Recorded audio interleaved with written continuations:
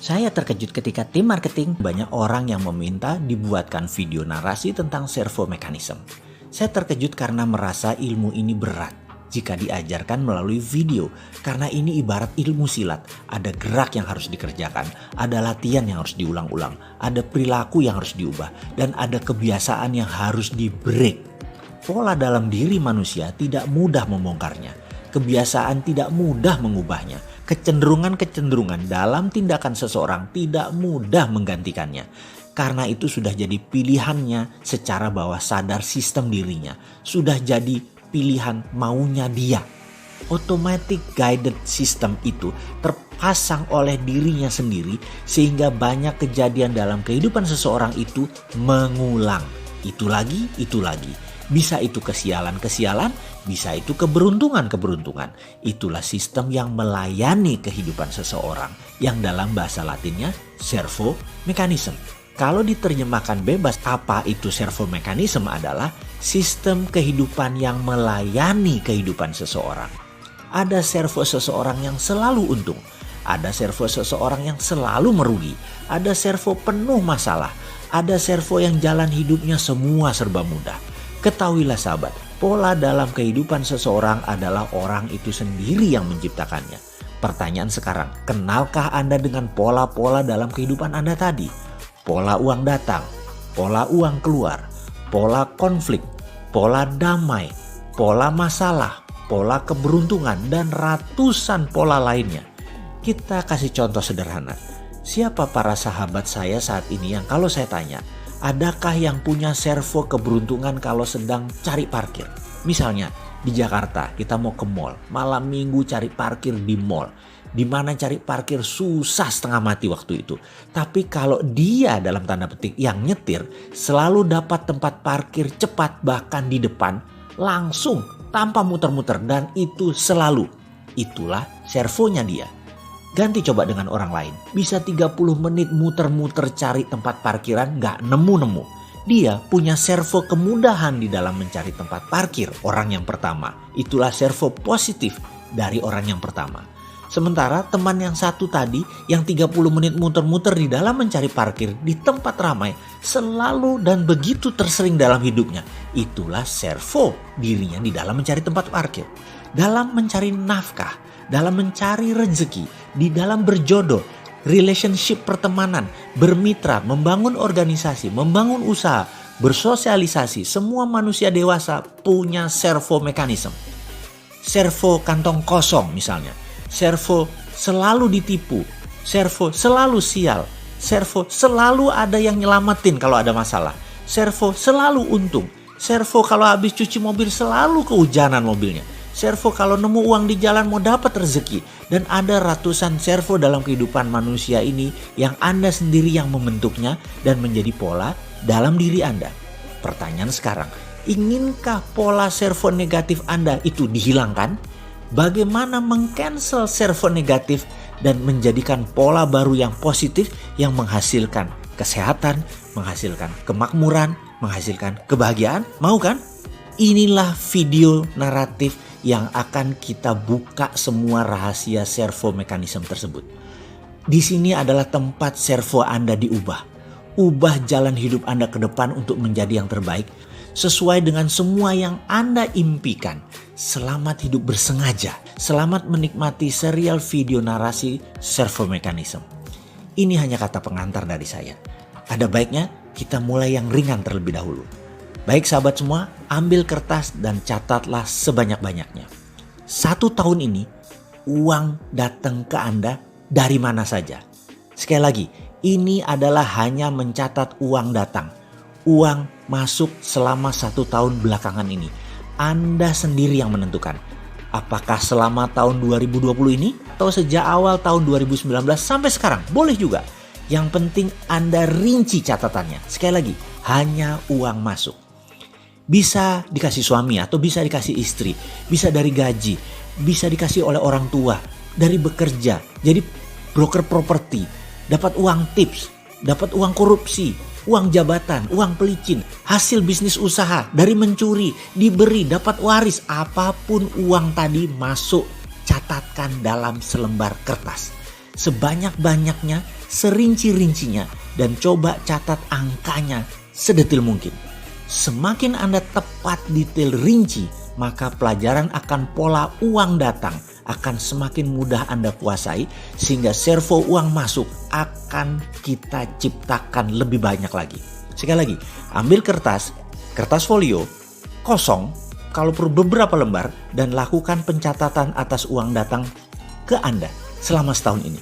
Penting untuk Anda mengeluarkan semua sedetil mungkin, karena nanti kita akan membuat pola uang datang jadi servo Anda semua yang berlimpah.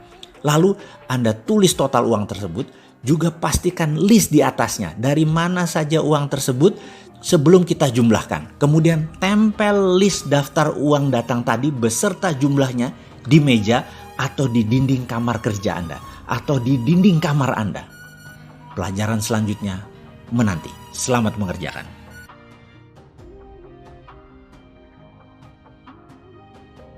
Mengenal uang datang dan permasalahannya. How you get your money atau how the money goes to you. Sebuah pertanyaan singkat yang sulit dijawab dengan tepat. Pasti mikir dulu, memorizing dulu, baru bisa menjawab. Itu pun belum tentu pas atau belum tentu benar, hanya kira-kira. Sebelum kita masuk ke pelajaran selanjutnya, kita jeda sebentar agar mengunyah pelajarannya lebih enak. Ada 2 pertanyaan yang saya akan berikan. Pertanyaan pertama adalah who you are when no one's watching you. Pertanyaan kedua adalah what's holding you back. 2 pertanyaan ini sederhana, banyak yang melewatkan karena sulit akal pikiran kita menjawabnya.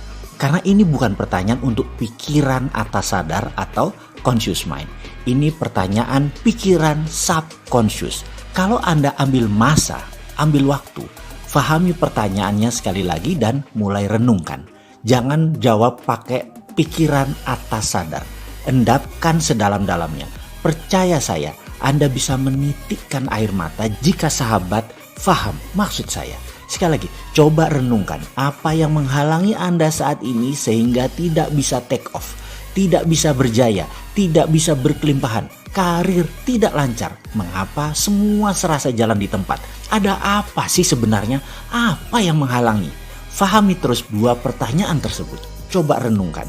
Saya tidak meminta jawabannya sekarang. Saya menuntut kejujuran diri Anda dengan diri sendiri. Kita akan bahas panjang hal ini selanjutnya. Kita lanjut dengan pola atau pattern yang Anda miliki. Jalan bisnis Anda atau jalan uang Anda yang mengalir, yang Anda ciptakan sendiri selama ini yang akan kita fokuskan sementara ini. Mengetahui bagaimana Anda mendapatkan uang selama ini, itu harus dan penting. Ya, sangat penting, karena itulah cara kita mengenal pola uang bekerja ke arah kita. Kunci pertanyaan yang harus dijawab adalah bagaimana atau how. Kita ulangi pertanyaan di awal pelajaran kali ini.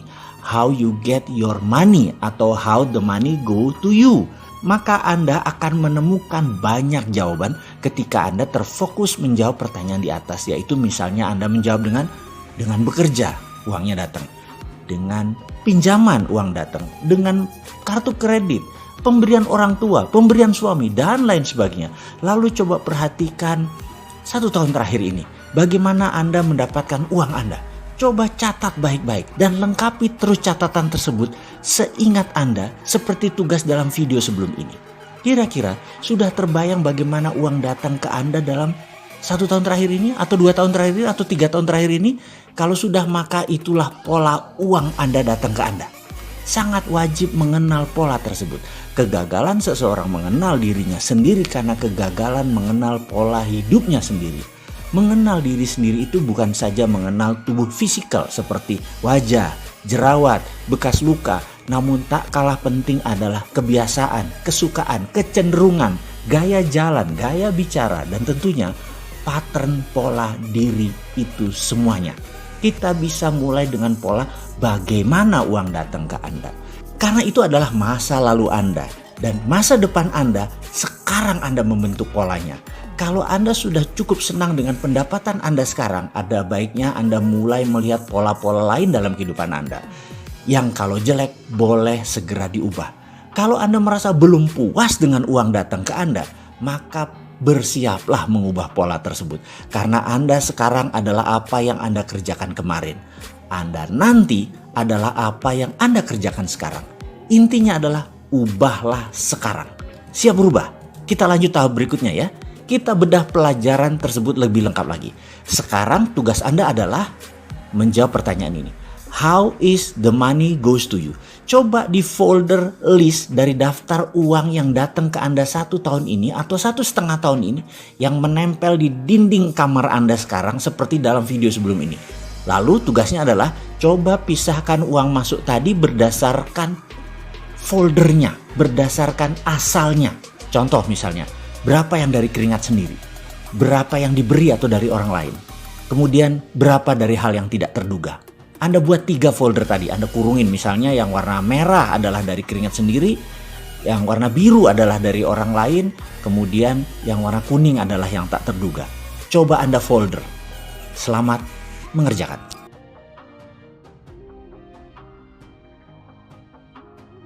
Siapakah Anda sebenarnya atau who you are when no one watching you? Di dalam tugas video ini ke depan, Anda akan mendapat tugas untuk menjawab pertanyaan lain lagi, yaitu betapa pentingnya mengenal who you are atau siapa diri kita, apa kekuatan kita, apa kelemahan kita, bagaimana kecenderungan kita mengambil keputusan dan bertindak.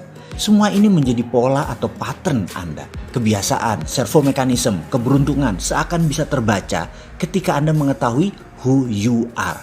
Misalnya di masa sekarang, di masa banyak hal mulai menunjukkan hasil yang berlawanan dengan harapan Anda, di mana pasar mulai mencari jalan ke arah harga yang lebih murah, di mana pasar mulai fokus di kebutuhan utama saja, seperti pemenuhan kebutuhan akan pangan dan survive yang mendasar.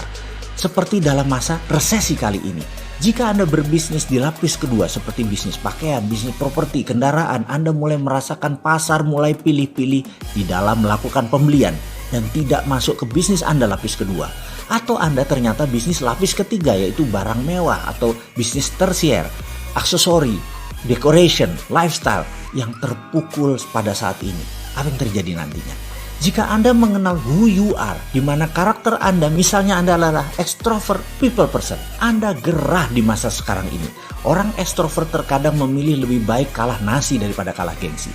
Lebih baik makan bubur tapi mobil Innova tetap dipertahankan untuk status daripada lepas ganti Avanza atau ganti motor. Lebih pilih makan bubur.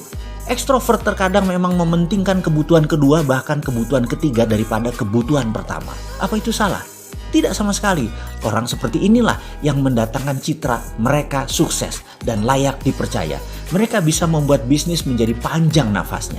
Jika Anda pernah ikut dalam beberapa pertemuan dengan saya, pasti Anda sudah mengenal who you are, bagaimana memanfaatkannya untuk diri sendiri dan untuk tim Anda. Dan ada hal lain yang tak kalah penting untuk Anda pahami, yaitu where you are. Ini menunjukkan kapabilitas Anda. Ini menunjukkan dependence atau independennya Anda. Menentukan kemandirian Anda. Ketika Anda tahu posisi Anda, yaitu where you are, Anda akan mudah mencari cantolan atau network untuk memperluas jaringan bisnis Anda. Ingat, seseorang mau menjadi bagian dari network Anda kalau Anda dianggap bisa melengkapi kekurangan orang tersebut. Anda akan diakses. Anda akan dinilai lebih oleh orang lain untuk Anda dicatat dalam pikiran bawah sadar mereka.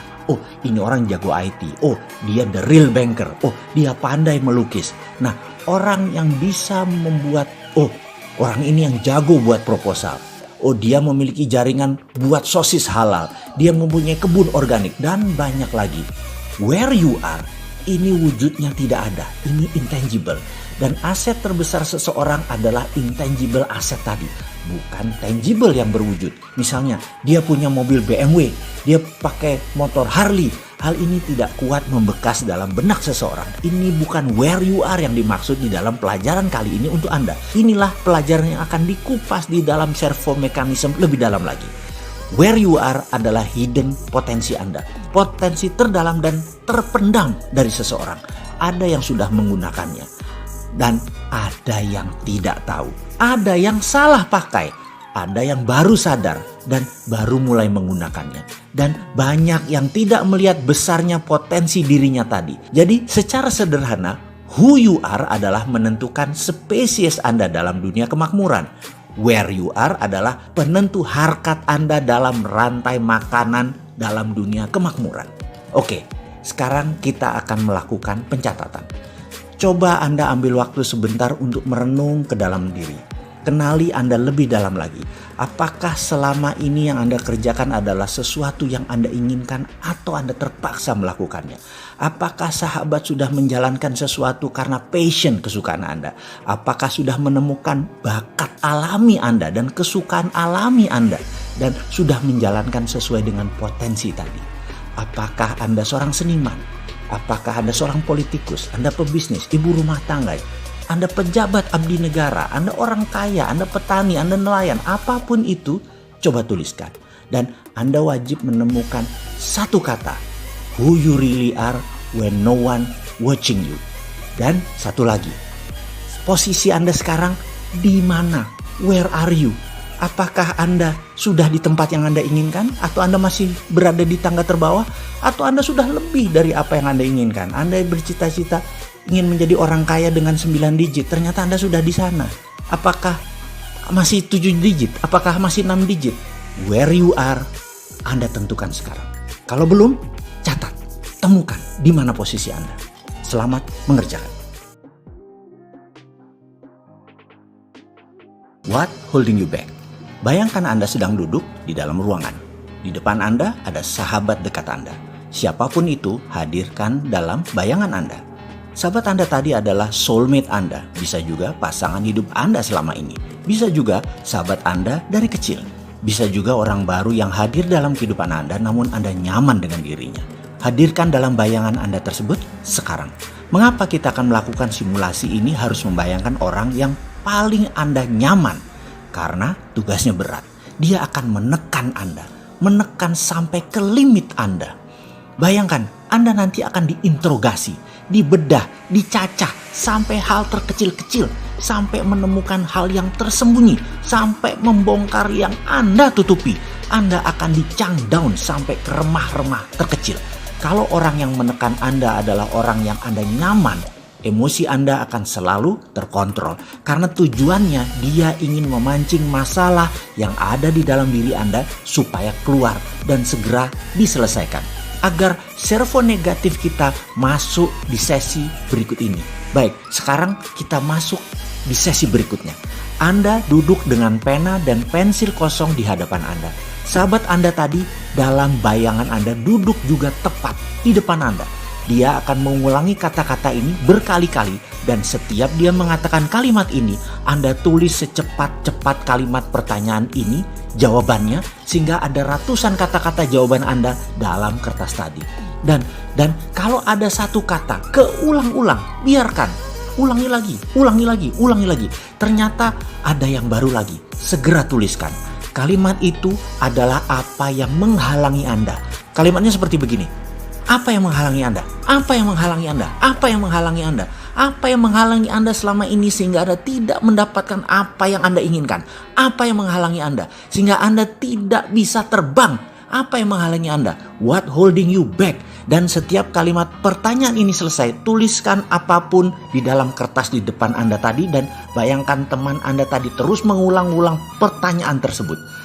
Pastikan ada stopwatch di samping Anda karena sesi ini lamanya 5 menit dan harus 5 menit. Bayangkan teman Anda tadi berulang-ulang dan Anda menjawab secepat-cepatnya pertanyaan tadi. Bersiap mengadakan sesi ini ya. Dan demi hasil maksimum, jangan maju ke sesi berikutnya sampai Anda melakukan semua yang diperintahkan di sesi ini. Anda sudah memanfaatkan waktu yang besar untuk membeli video naratif ini. Anda sudah meluangkan waktu untuk menyaksikannya. Dan itu adalah hal yang luar biasa. Saya salut untuk Anda. Dan sekarang untuk hasil maksimum, lakukan apa yang diajarkan dalam sesi ini. Ulangi lagi perintah dalam video ini. Lalu mulailah bayangkan soulmate Anda tadi. Mulai menekan Anda dengan pertanyaan beruntun selama 5 menit ke depan. Tugas Anda menuliskan jawaban yang timbul seketika ketika Anda menjawab tanpa berpikir, yaitu menjawab pertanyaan ini. Apa yang menghalangi Anda? Apa yang menghalangi Anda? Apa yang menghalangi Anda? Dan lakukan sekarang. Servo mechanism.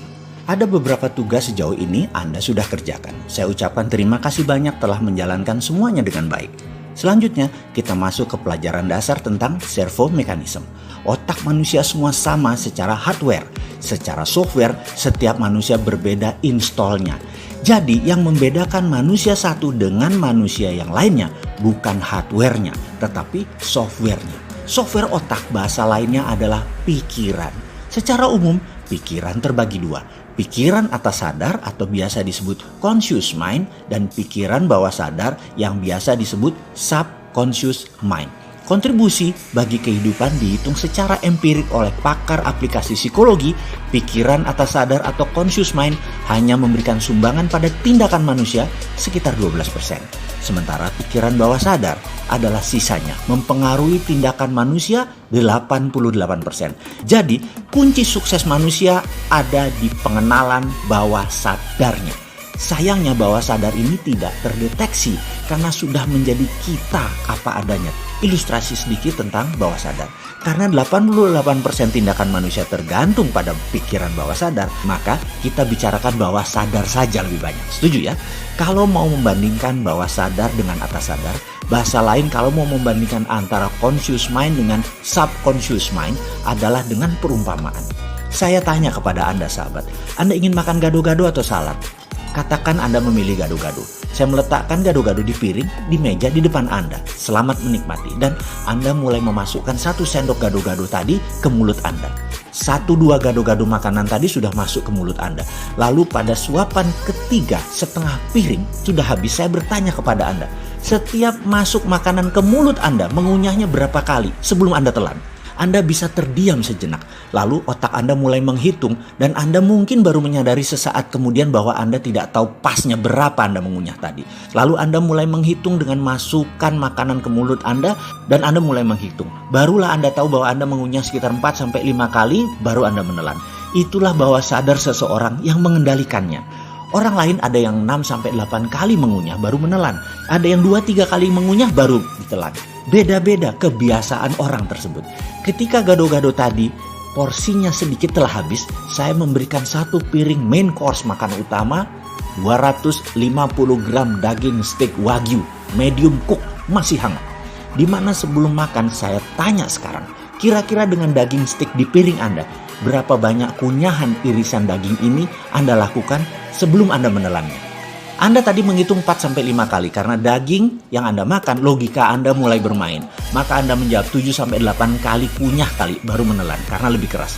Tapi apa yang terjadi? Ketika irisan daging steak tadi masuk ke mulut Anda, ternyata tidak satu pun kunyahannya lebih banyak dari apa yang Anda lakukan dari makanan sebelumnya. Sama saja, yaitu 4-5 kali kunyah telan. Ingat, 88% kehidupan manusia tergantung pada pikiran bawah sadar Anda, pada subconscious mind Anda. Bisa dibayangkan kalau biasa mengunyah 3-4 kali lalu dikasih steak, maka daging belum hancur sudah dikirim ke lambung Anda. Apa yang terjadi dengan lambung Anda? Pasti bekerja lebih keras. Pasti tidak efektif sari makanan masuk ke sistem penyerapan di ususnya. Karena manusia bukan karnivora murni seperti orang Timur Tengah atau American Cowboy yang memang kunyahannya lebih banyak. Karena meat eater adalah kebiasaan mereka. Gado-gado atau salad hanya pelengkap bagi mereka. Kunyahan yang lebih banyak menyehatkan lambung. Orang Barat dan Timur Tengah punya kebiasaan mengunyah 2 kali lebih banyak daripada orang Asia Tenggara khususnya. Itulah kebiasaan yang sudah terpatri dalam subconscious seseorang.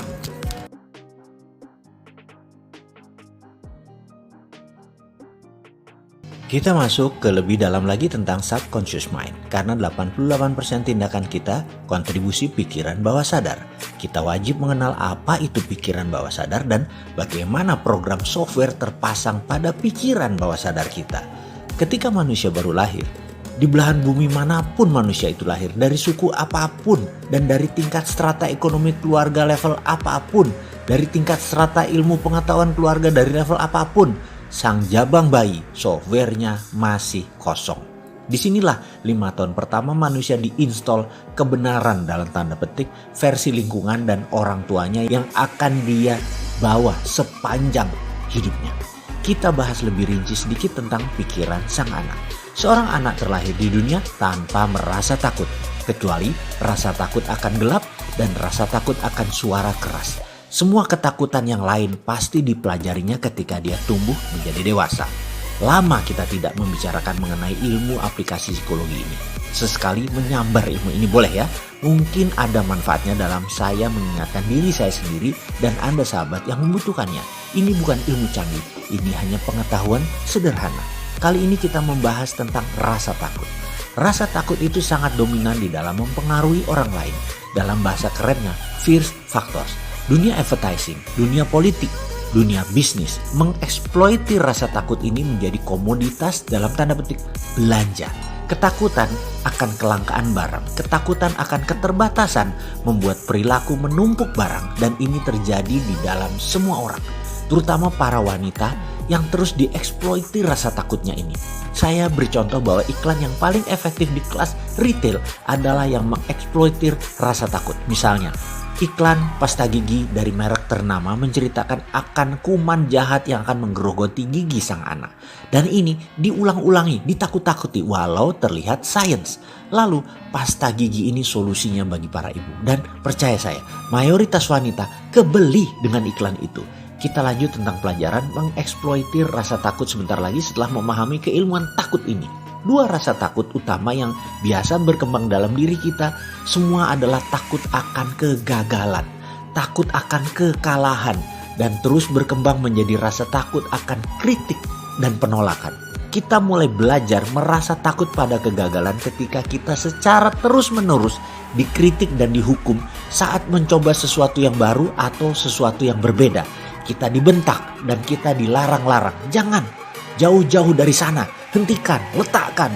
Hukuman fisik dan tidak ditunjukkannya rasa cinta. Ancaman-ancaman yang dilontarkan yang membuat Anda merasa takut dan tidak aman seringkali mengiringi hentakan dan kritik-kritik seperti ini. Inilah muasal terbanyak rasa takut tadi tumbuh di benak manusia. Dengan segera kita akan percaya bahwa kita terlalu kecil, terlalu lemah, tidak kompeten, tidak cukup pandai, dan tidak mampu untuk melakukan segala sesuatu yang baru atau berbeda dengan yang lain.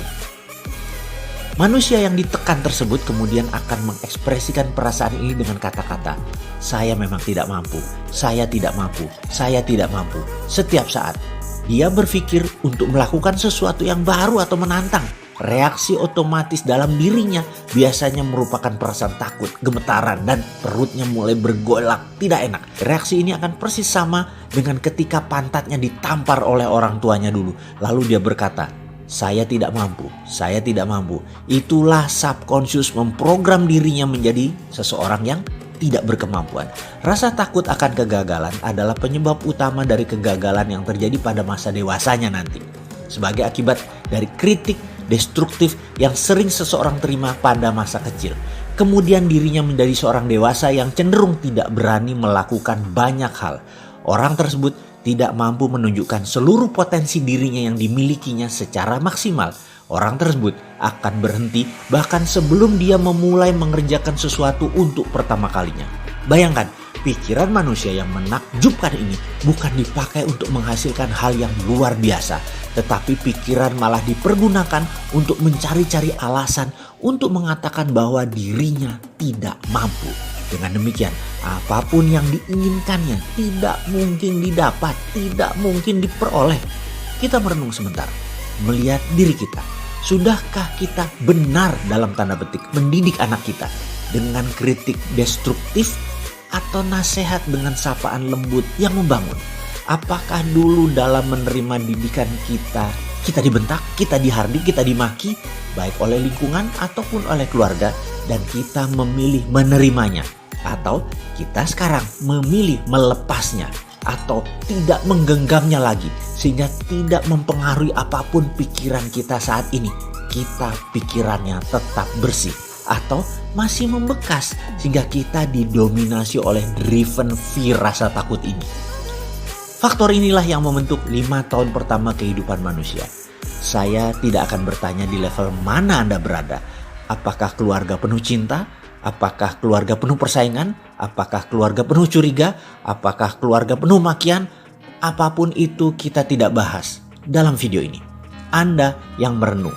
Karena apapun itu akan masuk di bawah sadar Anda masing-masing dan jadi sistem di dalam diri Anda. Jadi tugas berikutnya adalah Anda merenung. Anda lihat, Anda catat. Apapun yang jelek tadi, percaya saya, ke depan kita ubah.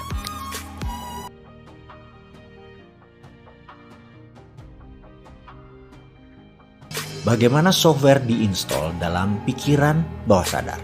Video sebelum ini adalah menjelaskan bagaimana software terpasang karena lingkungan, karena orang tua. Dan ada baiknya saya berikan satu contoh lagi bagaimana pikiran itu diinstal. Mengapa penting saya memberikan penjelasan yang banyak ini dan panjang ini?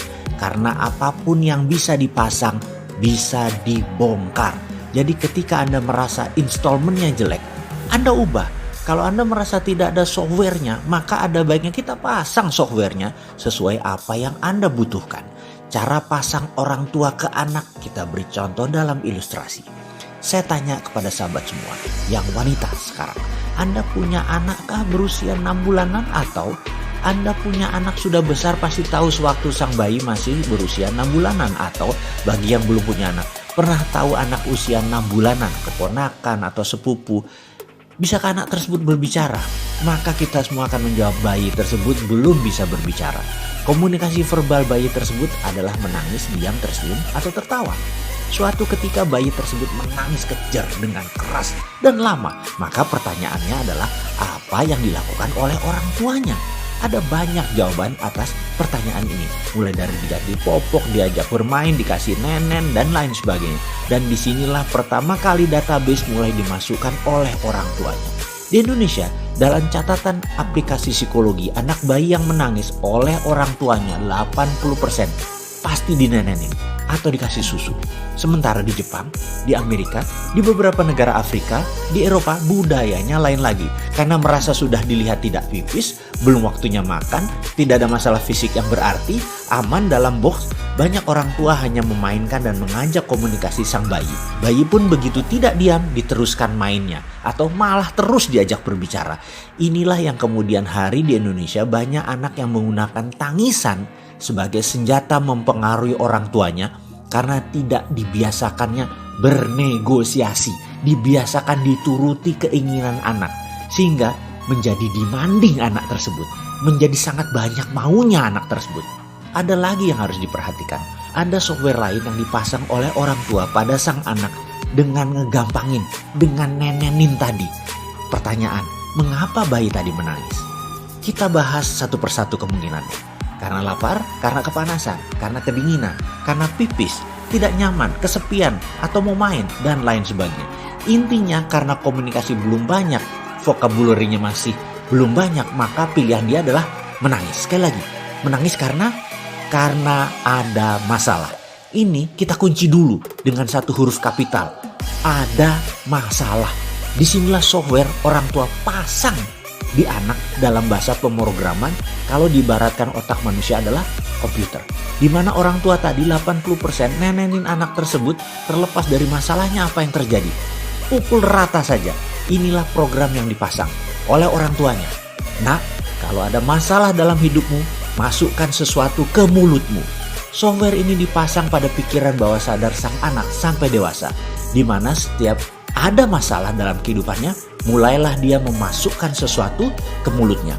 Baik itu makanan, minuman, merokok, gigit jari, gigit pinsil, apapun masuk ke mulut untuk tenang. Seperti nenenan sang ibu.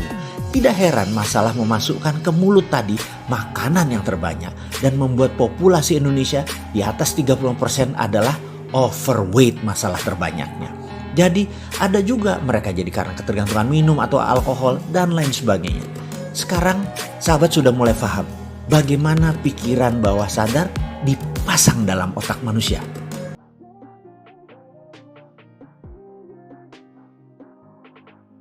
Servo. Jadi kita lanjut tentang servo sekali lagi. Jadi apa sih yang ada dalam pikiran bawah sadar? Bagaimana kita kupas sekali lagi biar lebih paham. Setuju? Pertama, ada yang namanya habit atau kebiasaan. Itu ada di bawah sadar. Dan apa itu kebiasaan?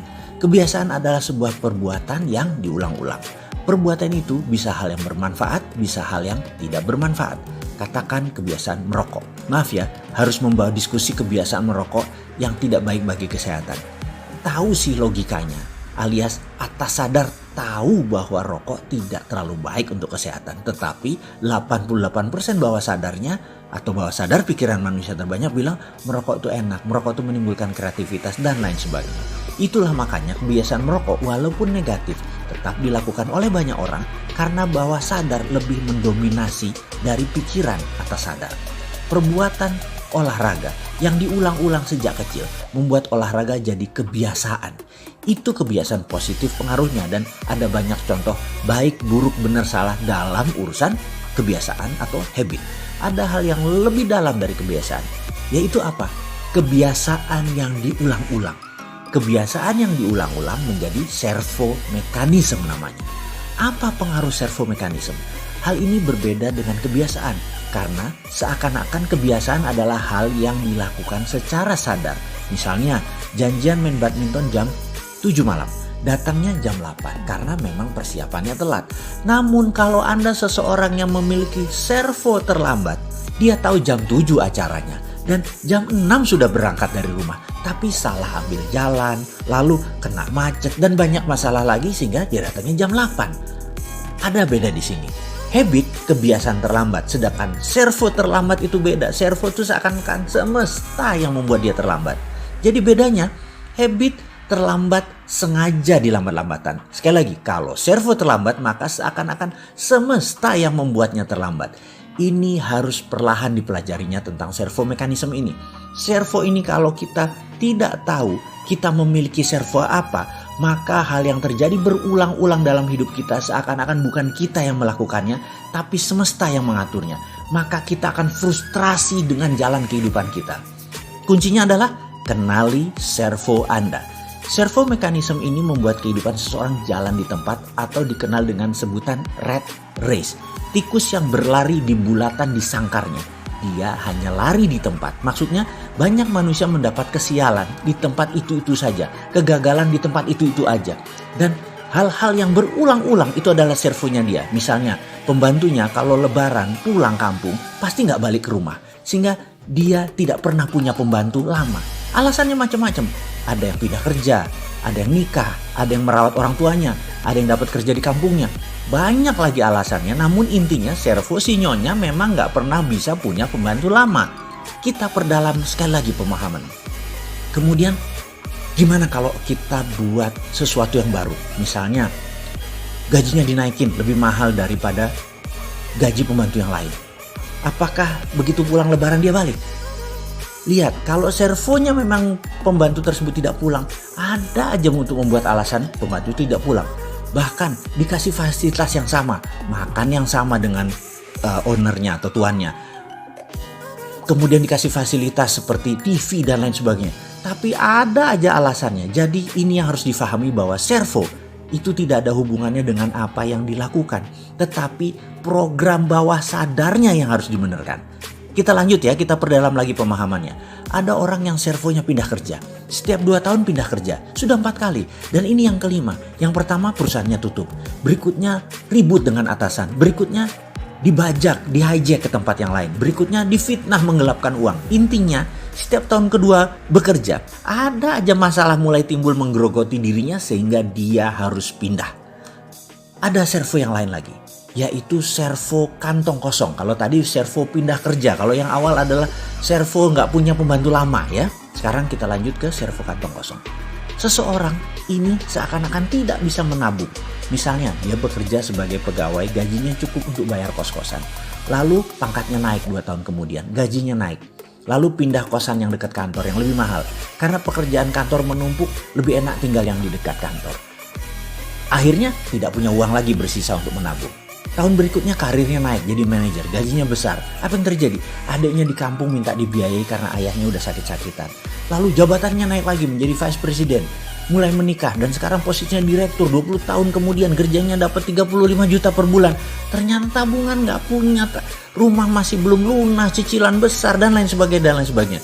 Servo kantong kosong ini ada aja alasan untuk uang tidak bisa menetap di kantong seseorang. Katakan gajinya 8 juta. Cicilan motor plus biaya hidupnya 1 bulan habis. lalu lebaran dapat 2 kali gaji. Ternyata tidak ada kesisa juga buat tabungan. Kenapa? Habis buat lain-lain. Lalu dapat bonus prestasi 2 kali gaji, 8 juta plus 16 juta, bisa nabung? Nggak bisa juga. Ada aja berita asuransi jatuh tempo, mertua sakit, AC kamar bocor, STNK mati harus diperpanjang. Intinya habis lagi dan begitu seterusnya. Lucunya kalau dia lagi nggak ada uang, nggak ada masalah tuh. Biasa-biasa aja, tapi begitu dia dapat uang bonus dan lain sebagainya, timbul lagi lah, bannya bocor lah, anaknya sakit dan lain sebagainya. Itu namanya servo kantong kosong. Servo ini ada banyak macam. Kenali servo Anda. Dan apa yang kita lanjutkan? Kita akan perbaiki dengan video ini. Karena servo adalah perilaku yang diulang-ulang yang jadi kebiasaan. Yang kebiasaan tersebut dengan sengaja diulang-ulang lagi, jadilah servo mekanisme. Jadinya jalan hidup Anda yang melayani Anda. Servo mekanisme bahasa Latin yang diterjemahkan adalah servo atau serve atau melayani. Mekanisme adalah sistem mekanik. Servo mekanisme kalau disederhanakan adalah sistem kehidupan yang melayani seseorang. Dan semua ini adalah man-made, ciptaan manusia. Manusia sendiri yang menciptakan. Servo dan habit itu adanya di pikiran bawah sadar. Kenali, yang negatif diubah. Program tersebut kami beri nama subconscious reprogramming. Program ulang pikiran bawah sadar. Setelah kita kenal 5 macam hal yang ada di bawah sadar, kita mulai mereview. Salah satunya adalah habit yang menjadi servo mekanisme. Dan servo tadi kalau negatif harus segera diubah. Kalau tidak ini akan mengulang-ulang terus dalam kehidupan seseorang. Kita sudah membahas dari 1 sampai 5 program pikiran bawah sadar. Dan ini juga membuat kita mengerti kita memilih jalan hidup kita dengan memasang install software kemakmuran, software kesehatan, software kebahagiaan. Semua ini bisa terpasang dengan baik kalau menjadikan servo negatif tadi hilang dan diubah. Kita melakukannya dengan teknik subconscious reprogramming. Tekniknya percaya saya semudah membalik tangan. Allah Maha Adil. Apa yang bisa terpasang bisa dibongkar. Apa yang tidak ada bisa jadi ada. Apapun bisa diinstal karena manusia adalah wakil Allah di bumi. Khalifah fil ard, memiliki kemampuan ekstra. Jadi mulai paham tentang servo mekanisme. Oke, selanjutnya kita akan memahami tentang subconscious mind, mengenal bagian terdalam pikiran bawah sadar dan bagaimana melakukan pemrograman ulang pikiran bawah sadar yang salah dan ingin kita rapihkan.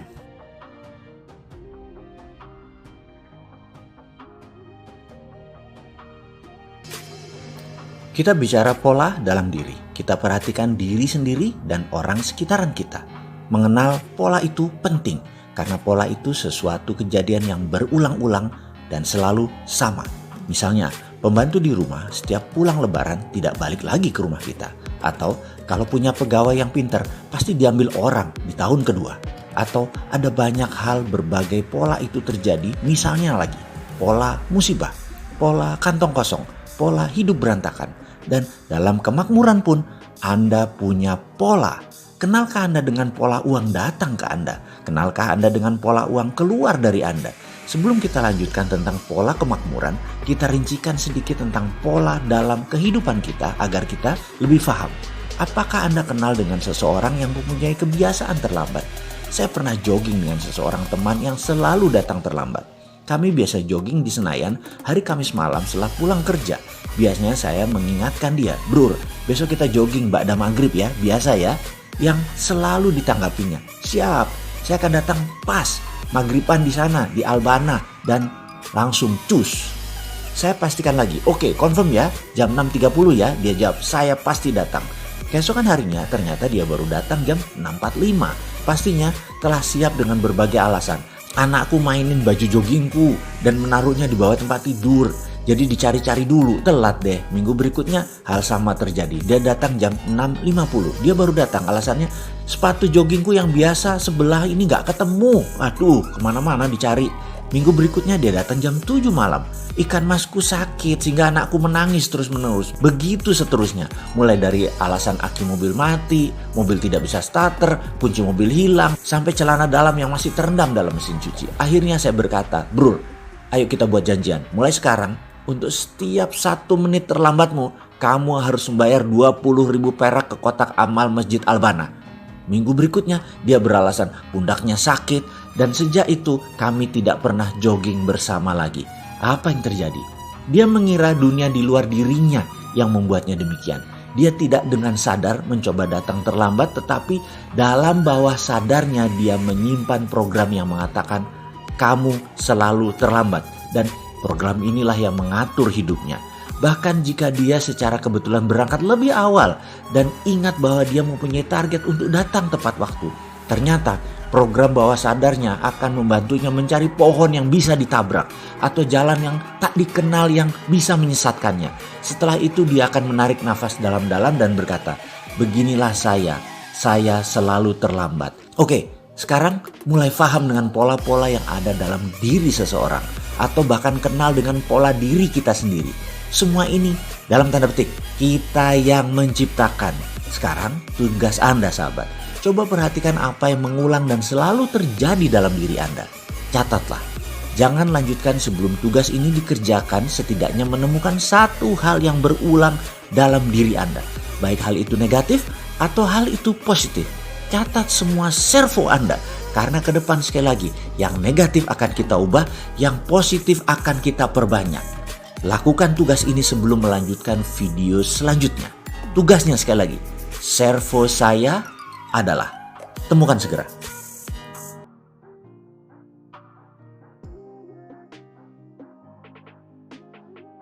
Conscious competence atau kesadaran berkemampuan. Kita sekarang membicarakan hal yang sederhana sedikit atau melompat sedikit dulu. Masalah dengan berpikir benar kok bisa membuat orang menjadi kaya raya. Berpikir dan bertindak seperti apa yang bisa membuat kaya?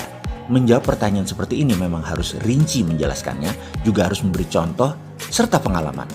Contoh saja membuat mengerti, tapi tidak merubah apapun. Conscious tetap incompetence. Pikirannya tetap tidak berkemampuan. Maju setahap sih, dari unconscious menjadi conscious. Dari belum sadar menjadi sadar. Tapi nggak ada bedanya karena keduanya tetap incompetence. Kita masih belum berkemampuan. Menjadi conscious dan competence, ini poin diskusi kali ini. Menjadi competence dan berkemampuan untuk makmur. Tugas pertama adalah bagaimana prosperity conscious atau software kaya jika ingin dipasang sistemnya dalam pikiran kita.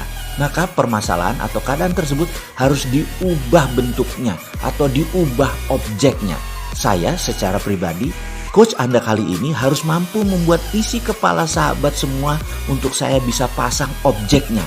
Ini lebih dari visual. Oke, agak sulit menerima informasi ini. Saya ceritakan dalam bentuk lain dengan contoh.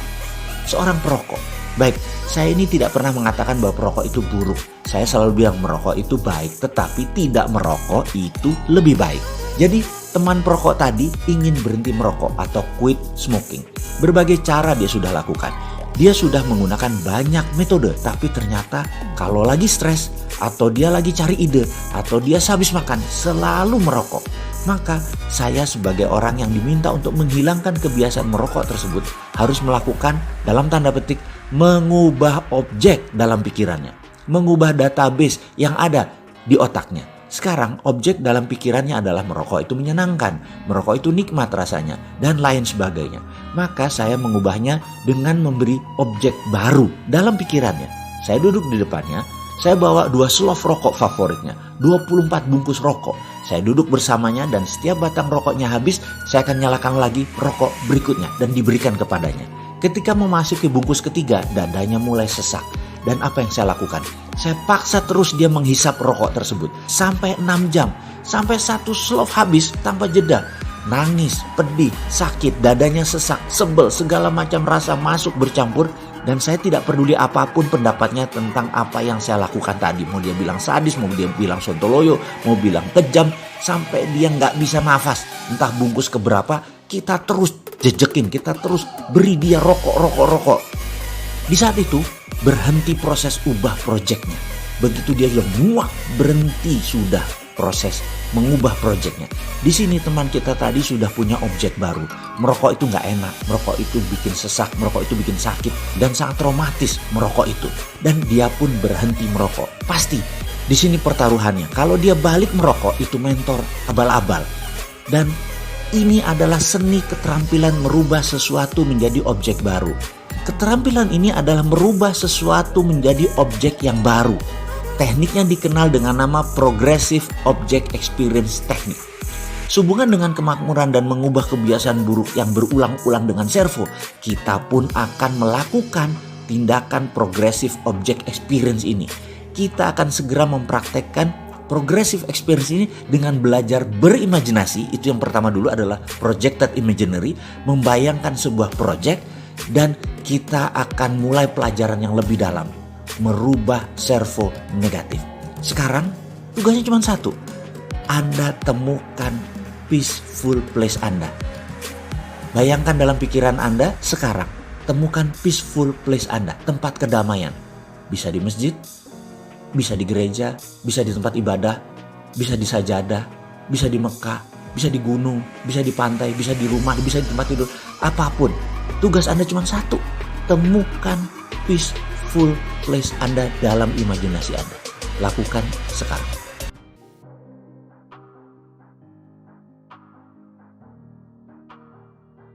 Level kompetisinya ada di mana?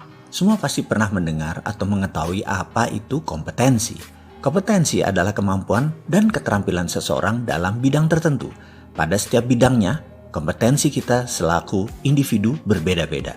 Dan sebagaimana kita ketahui bahwa kompetensi itu ada 4 level, ada 4 tingkatan, ada 4 strata. 4 tingkatan kompetensi yang saya maksud dalam video kali ini adalah kompetensi yang digabungkan dengan tingkat kesadaran. Dan mengapa kita mendiskusikan dari sisi kesadaran ini? Karena tanpa kesadaran atau awareness tidak akan ada perubahan. Consciousness, kesadaranlah awal dari perubahan. Karena itu dalam bahasa kerennya ada istilah ABC. Awareness before changes. Kesadaran mengawali perubahan, terutama di dalam merubah servo mekanisme kita yang negatif. Pemahaman kompetisi ini harus paripurna. Karena itu kita perlu untuk mengupasnya secara tuntas. Kali ini saya coba kemas dari sisi lain. Pada tingkat paling dasar yaitu tingkat 1 dikatakan kita kalau tidak tahu apapun, kita tidak memiliki kompetensi apapun, level itu dinamakan unconscious incompetence. Unconscious incompetence tersebut adalah level kita tidak sadar dan kita tidak berkemampuan. Misalnya pada seseorang yang tidak mengenal alat musik, tidak mengenal musik, tidak mengenal not balok, tidak kenal alat musik, tidak tahu manfaat berkesenian. Ya, dia bisa dikatakan unconscious incompetence terhadap musik. Itu pada bermusik atau berkesenian. Dalam bidang olahraga misalnya, seseorang yang tidak mengerti manfaat olahraga, ya pastinya tidak pernah berolahraga. Ketika dia diberi pengetahuan mengenai manfaat olahraga, diinformasikan pentingnya olahraga, mereka masuk ke level 2, yaitu conscious incompetence. Dia mulai memahami manfaat olahraga, tetapi tidak bergerak berolahraga melakukan hal yang baik ini. Sudah sadar olahraga, sudah sadar manfaat, tapi tidak action. Ya setidaknya dia sadar kalau dia tidak berkemampuan. Begitulah kira-kira. Ketika seseorang tersebut memahami arti olahraga, namun sekarang dia mulai melakukan olahraga secara perlahan. Bersusah payah dan secara fisik, secara batin berusaha melakukan olahraga setiap hari. Seringkali dia terhenti dan bolak-balik mulai dari nol lagi, mulai olahraga lagi, nol lagi, olahraga lagi. Ini menandakan dia sudah masuk ke tahap ketiga. Tahap ketiga adalah conscious competence, berkesadaran dan berkemampuan. Sadar akan kemampuannya. Lalu dia paksakan dirinya terus berolahraga. Lalu masuk ke benak dia tiada hari tanpa olahraga. Bahkan dia resah kalau tidak berolahraga. Tubuhnya nggak enak kalau nggak boleh olahraga.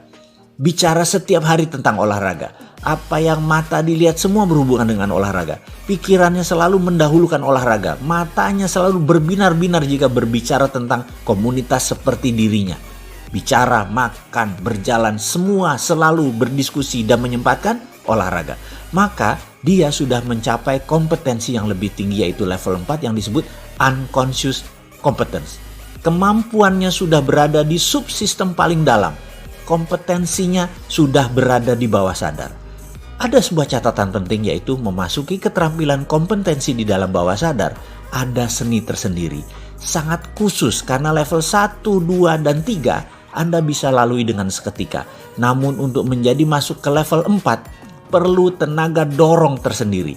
Tahapan tersulit sekali lagi adalah di level 3, berada di conscious competence. Sekarang kita lompat ke bidang lain.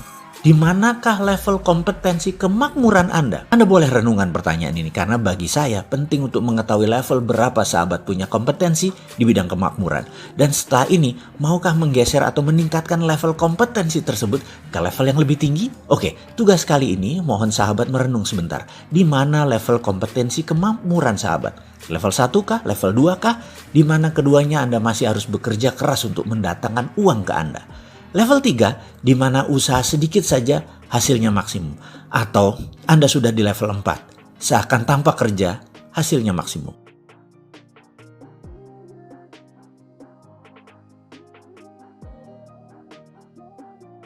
Istilah servo mechanism sebenarnya lebih dikenal di dunia teknik, yaitu suatu proses loop tertutup untuk mengkoreksi proses secara terus-menerus agar tetap dapat menuju target yang telah ditetapkan. Sebagai contoh peluncuran peluru kendali, ini menerapkan teknik servo mechanism, di mana ketika target telah dikunci, maka gerakan peluru yang mulai melenceng akan direvisi ulang sehingga kembali menuju arah semula.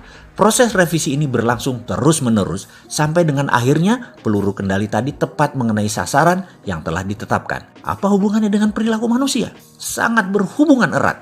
Dr. Maxwell dalam sebuah karyanya bukunya yang berjudul Psycho-Cybernetic yang menyoroti peran besar dari self-image dan habit dalam kesuksesan seseorang memperkenalkan penggunaan istilah servo mechanism ini untuk menggambarkan gerakan kecenderungan manusia. Pada dasarnya dalam kehidupan ini setiap orang bergerak dengan prinsip servo mechanism alias terus-menerus melakukan koreksi sehingga sesuatu yang digariskan terjadi. Di mana proses koreksi ini berlangsung dengan keterlibatan seluruh kesadaran holistik manusia, conscious dan unconscious. Jika seseorang sudah digariskan untuk sial, maka apapun yang terjadi cepat atau perlahan, tetapi pasti, maka proses servo mekanismenya akan menuntun seseorang untuk menuju kondisi sial ini, tanpa bisa ditolak sama sekali. Demikian juga jika seseorang digariskan untuk beruntung, maka servo mekanisme ini dengan mudah akan membawanya ke keadaan yang seharusnya, yaitu beruntung. Semua yang akan dialami dalam hidupnya ini telah digariskan seakan ciptaan semesta, tapi sesungguhnya ciptaan dia sendiri. Suka atau tidak suka, servo mekanisme ini akan membawa kita ke sana dengan cara yang sangat cerdas, bahkan dengan cara yang seringkali tidak terduga. Jadi kini menjadi lebih jelas. Jika sesuatu saat ini kita berkeinginan untuk mencapai sesuatu yang biasanya dalam hal ini hal-hal yang indah dan menyenangkan, lalu di dalam perjalanannya seakan-akan kita sudah semakin mendekati hal tersebut, tetapi tiba-tiba di akhirnya semua berbelok. Maka jangan menyalahkan siapapun, karena servo mekanisme dalam diri kita lah yang bekerja. Loh, kok gitu? Jadi artinya hidup kita sudah digariskan dan kita tidak dapat keluar dari garis ini. Apakah ini yang disebut nasib atau takdir atau apapun istilah sejenisnya? Tentu saja tidak. Pembahasan ini tidak ada sangkut pautnya dengan nasib dan takdir yang jelas sudah memiliki ahli tersendiri untuk membahas hal ini. Pembahasan di sini justru akan menyadarkan kita adalah pembuat garis tersebut. Dan tentu saja kita pula yang dapat merubahnya. Tentu saja jika Anda percaya dan berminat, maka video serial ini bermanfaat, akan memberdaya maksimum hidup Anda. Servo mekanisme akan menuntun seseorang untuk selalu mencapai sesuatu yang telah digariskan dengan berbagai cara yang teramat sangat cerdas. Lalu siapa yang membuat garis ini? Ini harus kita ulangi lagi. Yang membuat garis ini tidak lain adalah sosok yang juga terdapat dalam sisi manusia yang dikenal dengan nama habit dan belief system.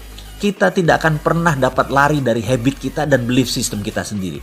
Dalam konteks praktis sehari-hari, apapun yang kita peroleh dalam kehidupan kita ini hanyalah ekspresi dari seluruh kemampuan kita yang telah mencapai tingkatan unconscious competence. Sebagai contoh, jika kita pernah mengalami kegagalan dalam suatu aspek kehidupan, katakanlah bisnis, maka kegagalan-kegagalan berikutnya akan cenderung untuk memperkuat self-image dan belief bahwa kita adalah ahli kegagalan bisnis. Itu jadi seakan-akan jadi habit. Lalu sampai dengan batas tertentu kegagalan bisnis ini akan menjadi skill dan melekat dalam diri seseorang tersebut alias sudah mencapai tingkatan keahlian unconscious competence. Lalu sejak saat itu bergeraklah langkah dia yang dipandu oleh automatic guided system yang bergerak dalam pola servo mekanismenya.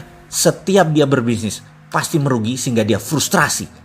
karena kegagalan adalah ahlinya dia. Apapun dalam kehidupan ini, jika telah sedemikian mudahnya mencapainya, maka sesungguhnya kita sudah menjadi ahli alias berkemampuan. Kita telah mencapai tingkat unconscious competence. Sekarang, kita list pertanyaan di bawah ini. Apakah Anda pribadi yang selalu beruntung? Apakah Anda selalu didera sial yang tak berujung? Apakah Anda gampang memperoleh pinjaman uang?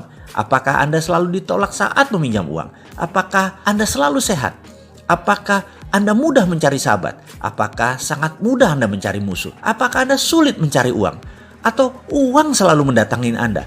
Apakah Anda selalu ditolak oleh lawan jenis Anda? Apakah Anda seorang yang sangat mudah memperoleh pasangan? Apapun itu, kemampuan arahnya menunjukkan bahwa Anda telah menjadi ahlinya secara unconscious competence. Servo mekanisme Anda akan selalu berproses untuk menciptakan hal tersebut. Nasib manusia, baik atau buruk, tertulis di habit, di servo mekanisme dan di belief systemnya, bagai blueprint yang selalu mengawali suatu perwujudan dan semuanya Anda yang mengendalikan. Sekali lagi kita ingatkan, servo negatif harus kita buang, servo positif harus kita tambah.